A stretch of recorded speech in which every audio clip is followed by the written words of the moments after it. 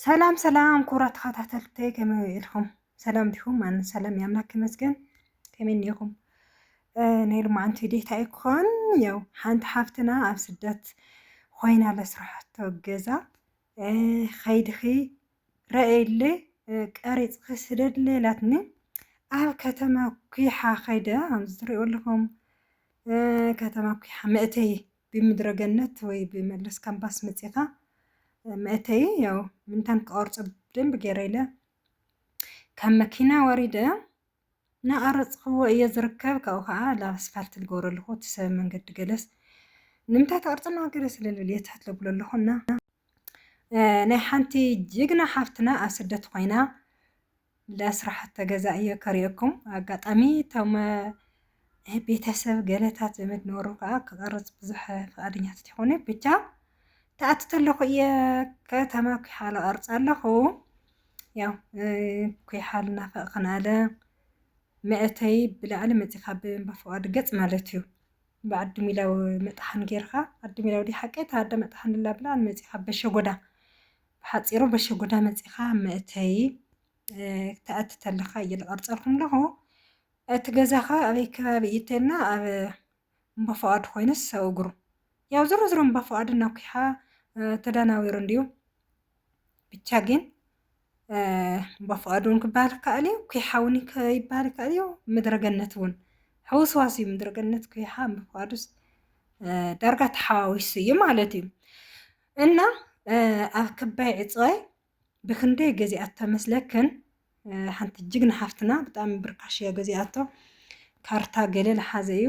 ብ600,000 خازي 6 مليون ون أيركبي بتفكر مالتيو 6 مليون ون جراش أيركبي تأيين يوم 600,000 زرو خلت عمت ده 3 عمت غيرو لا خدو يلركب بفوتو قاري اييه بأكل قرص دليا ناخدو يلركب مالتيو كاشو ግን ከተማኩሓ ላርአኹም ዋخد እስኪ ደቅ እንደርታ ደቀሸ ጎዳ ዳንደራ እግር ሓሪባ ሓውሰዋ በራቅት ለው ጋምራ ድድባ ኩሉ ልሎ ኩሓ ብጣዕሚ ያትናፍቐካ ስደት ኮይንካ ባጃጅ ሓንሺኻ እየን ኣድና ኩሓ ምዝትሪኦ ኣለኹም ባጃጅ በቃ ብዙሕ ታክስ ኮይትርኢ ባጃጅ ባጃጅ ባጃጅ በቃ ዋጋን ውን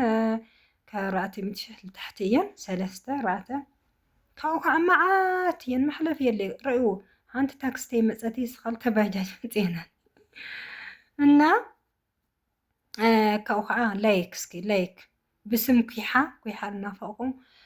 ኮንለኹም ላይክ ከተማ ኩሓ ማንት ቀዳም ዕዳጋ እዩውን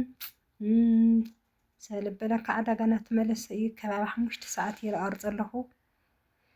ከዕዳጋ ልምለሳ ልብላን ያው ብቻ ግን ኣብዚ ከባቢ እዚ እንደይርከብ እንተልና ብላዕሊ መጺኻ لمأتي كحة بشجرة متخص أبجاف كحة مأتي بتحتم بفوادو مالتي أوزتات ندير كمتنا 3.5 مليون نتأيو خيا خير بوتا نتصبوتا مالتي نص جزء جلا تامي خبر نتأمريت كارتو دحازة 140 كاري أبز كابزي تقول لهم زي قدما زي 140 كاري 3.5 كارتو بلان أوزيسي كل عين سرحت عليها منوريات لها داشاي تدلها دابيرات تدلها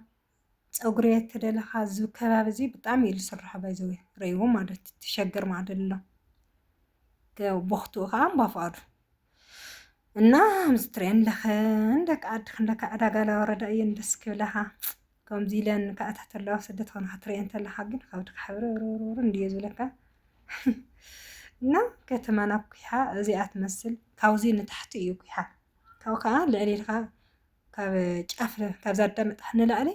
ምድረገነት ይልባሎ እና ኣብዚ ከባቢ ዚ ልደለኽን ቦታ ተሊኽንለ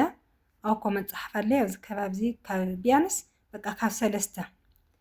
3 ንላዕሊ እምበ ካብ 3 ንታሕቲ ብዙሕ የለ ማለት ከተማ እዩ ዓብይ ከተማ እዩ ልደለኻዮ ዓይነት ስራሕ ሰሪሕካ ከም ዝብለልኩም በቃ ደስ በሃሊት ከባቢ እያ ገጠር ሲሆን ሁሉ ነገር ማይ መብራህቲ ለማለ ካርቱም ምናምኑ ለብስምካ ክትዘዋውረሉ ትኽእል በቃ ሕጋውያን ልበለ እዩ እዚ ከባቢ እዚ ኣብዚ ነባር ተስታ ምናምን ልበሃል የለ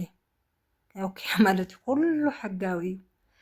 እና ክብራተይ ኩሓ ምፅልና ልበልክን ብዙሓት ነይርክን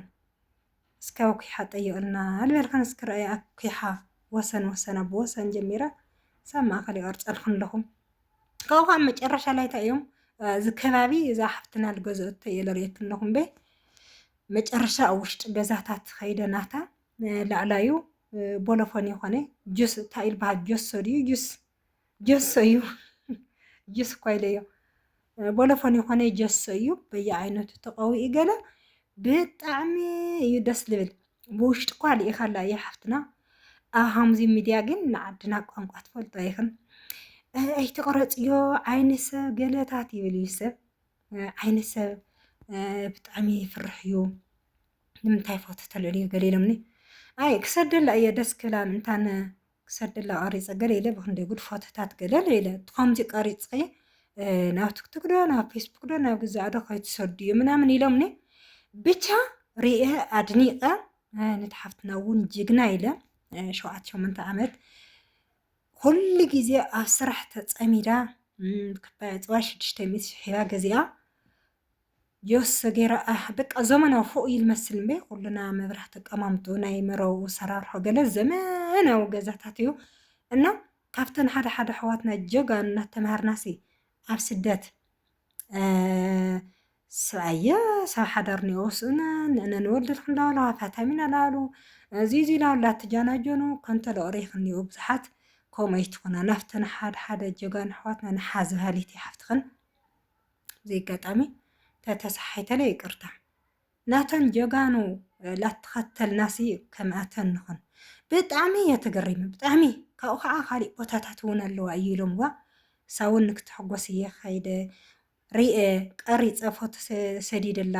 ሞራል ሂበያ ካብኡ በቃ ብጣዕሚ ኣድኒቐያ ብጣዕሚ ዝገርምቶም ቤተሰብ ገለቶም ኣሕዋታ ክነግርካ ተሎ ስሮነ ስደት ማለት ሲ ልኩሉ የፅብቀሉ ሕንዲ ከይደኒ ዋለ ልዕውላ ወዲያው ለወስኡን ወስኡን ብርቀን ዓዲስ ፅን ሲእነን ምልኸዳ ውላ ወስኡት ልጓያያ ኔዋ ሓደ ሓደ ከምተን ደቅና ከም ኣሕዋትና ለ ሃምዚ ኣለት ጅግና ሓፍትና የለ ላውልቶም ኣሕዋታ እውን የድንቕዋ ነይሮም ብጣዕሚ ይቕንአካ ማርያም መንፈሳዊ ቅን ኢኻ ትቕንእ ከምዚ ሓደ ጅግና ትርኢ ተለኻ እና ስራሐይ ለለማንቲ ላው እየ ከይደ ክቀርፀላ ክሪኣ እስክድረአየለይ ጥዕድዮ መስሪሖሙለይ ምናምን ኢላትኒ ዋ ከምዚ ልበለ ሌለ እያ ሓፍትና ለውዚ ክትሰምዕኒ ትኽእል ኢኽ ብውሽጢ እኳ ብዙሕ ተባሂልና ኢና ተነጋጊርና ሰዲደል ካብኡ ከዓ ብልበለፀ ውዚ የድንቐ ከለኹ ጅግና ክንደይ ጀጋኑ ኔዋ ስደት ኮይነን 3-4-5 ገዛ ሰሪሐን ጎኦን ፎቅ ጎኦን ብጅስ እንታይ ጀሶ ጁስ ለዚ ጀሰሲ ጁስ ይውለ ኣለኹ ዝምዝሊ ቅርታ እና ካብኡ ከዓ ገዛአን በቃ ዘመናዊ ገይረን ስሪሐን 2-3 ቦታ እንደ ሚልዮናት ሽወጥ ኣጥርየን ገለታት ኣነ ካብ እየን ተመላላስ ድየላ ሰርሓ ካብኡ ደሞ ለቤተሰብ ለሓገዛቶም ቤተሰብ እውን እንዳመስገኑ ሳቶም እውን እግዚአብሔር ኣምላኽ ልባረከለን ኣሕዋትናሲ ብጣዕሚ በቃ ትድነቕ